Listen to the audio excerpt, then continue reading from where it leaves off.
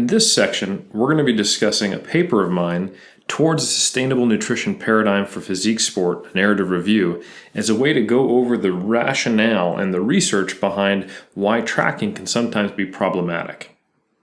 Now, this paper, as you can tell by the title, is geared towards physique competitors, coaches, and generally changing the landscape and the culture around how we address nutrition in physique sport. But just because that's the title and that's the focus doesn't mean that these aspects can't apply to weight class restricted strength athletes, like powerlifters trying to maintain weight in their weight class, or cut weight to make weight for a specific competition, or general population lifters who are either trying to follow a weight loss plan or modify their body composition. This paper is designed to figure out why is it that physique competitors experience higher rates of body image and eating disorder related issues, what the causes might be, and then what can be done about it. And these findings can definitely be applied to you even if you're not a physique competitor. So that's the first thing I want to highlight, is the fact that indeed there are higher rates of both eating disorders and body image concerns among physique athletes. These certain traits are quite common in that the vast majority of competitors do experience uncontrollable urges to eat, obsession with food, and are very afraid of becoming fat. As you can see in a recent meta-analysis, bodybuilders reported higher body image concerns compared to weightlifting non-competitors. And these symptoms, of course, are not in every single individual, but those they are present in, these symptoms are related to anxiety, depression, neuroticism, and perfectionism. Now, it's important to point that out because if we want to address how do we fix these issues, we need to know where they're coming from. And it's essentially three areas: pre-existing body image related or eating disorders concerns or certain personality traits, the biological effects of energy restriction on eating psychology, because how the body is affected directly affects the mind. And finally, the attitude toward dietary restraint, and then the behaviors that come out of that, how we monitor and track our nutrition, which is what we're largely going to cover in this course. So in Figure 1, we have a diagram that talks about these three theoretical drivers of potential harm. And there's modifiable and non-modifiable aspects of each one. So for example, under predisposition, a lot of that we can't affect. This is just kind of the way your brain works, what you might have as a history, what you're bringing to the table. But there is some framing we can do. And a big aspect of how you see your diet and the way your brain operates is related to, do you kind of have a black and white view of foods?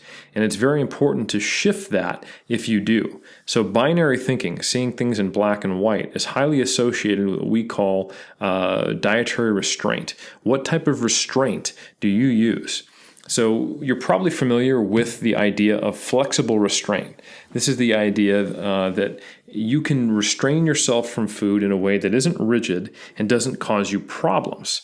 Now, you're probably familiar with this intuitively, and it's probably why you started tracking in the first place. If you got involved with If It Fit Your Macros, it was probably to get away from the kind of the bro science rules that were arbitrarily applied and overly restrictive, kind of the clean versus dirty foods, having to eat every 3 hours, etc., etc. So you might have gotten into If It Fit Your Macros and found it was very freeing. It provided much more flexibility with what you could eat, when you could eat, compared to kind of just eating specific lists of foods that were quote-unquote healthy or unhealthy or clean or dirty, etc. And this was a very freeing experience.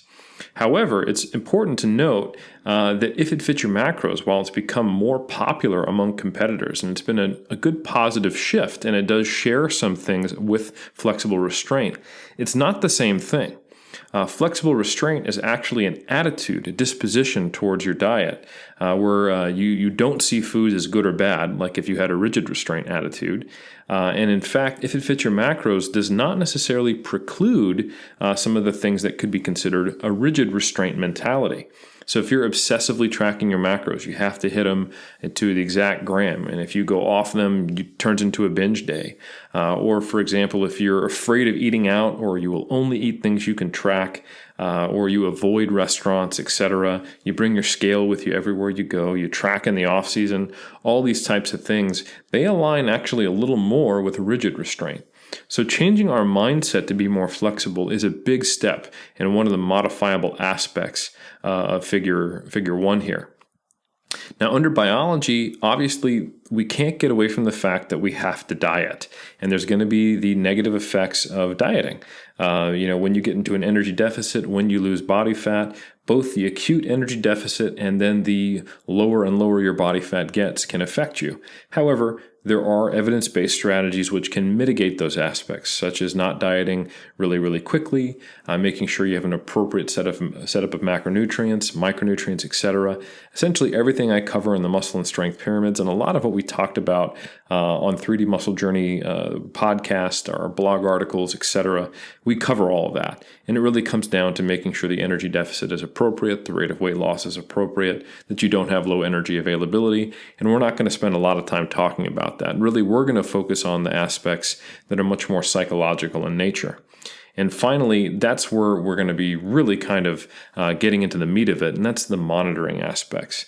This is what you have to do to ensure that deficit is there, that weight loss is occurring, and that you're successful. So there's physique checking, monitoring your body or monitoring body weight, and there's also dietary tracking. That's the big thing that Steve's going to help you go through the practical ways of modifying that and moving away from tracking towards using more qualitative aspects and still reaching your goals without having to get the scale out and log into MyFitnessPal. And that's where we have the most room to improve.